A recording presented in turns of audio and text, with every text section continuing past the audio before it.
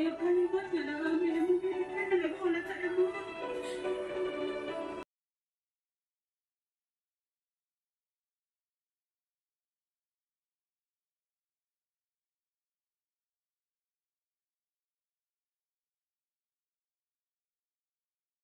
Nanay ni Neri, may madamdaming mensahe sa kanya, bumaha ang luha. Sa upload ni Peking Bombay at Ruth Bill TV, pinanood nga nila Neri ang upload ni Peking Bombay, binisita nga niya ang pamilya ni Neri, para kumustahin. Dahil ilang araw na ring wala si Neri sa kanila, habang kinakausap siya ni Peking Bombay, hindi napigilan ng nanay niya na mapaiyak.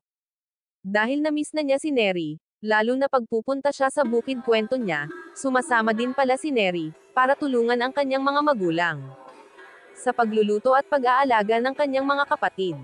Tunay ngang napakabait na anak si Neri, kaya hindi maiwasan na mamiss nila si Neri. At may mga paalala din ang nanay ni Neri, na pagbutihin ang pag-aaral.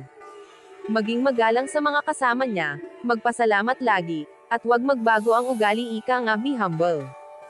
Humingi rin ito ng pasensya dahil hindi nga nila kayang paaralan si Neri at persigido naman na makatapos sa kanyang pag-aaral, kaya sinuportahan nila para sa pangarap ng anak nila, at dagdag pa, sabi ng nanay ni Neri, na andito lang kami nag-aantay sa kanyang pagbalik.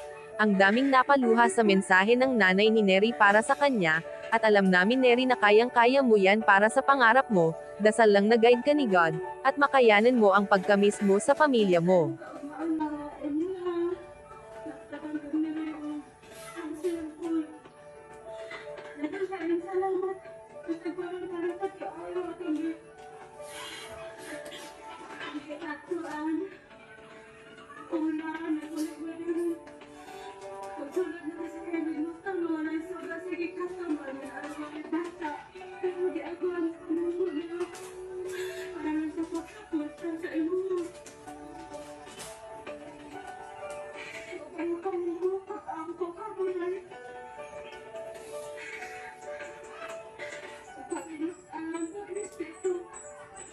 Mapanood ang full video sa YouTube channel ni Ruth Bill TV, bisitahin natin ang kanyang channel, ganun na rin sa aking munting YouTube channel Elma's Vlog, please like, subscribe, and don't skip ads. Maraming salamat mga kababayan, God bless us.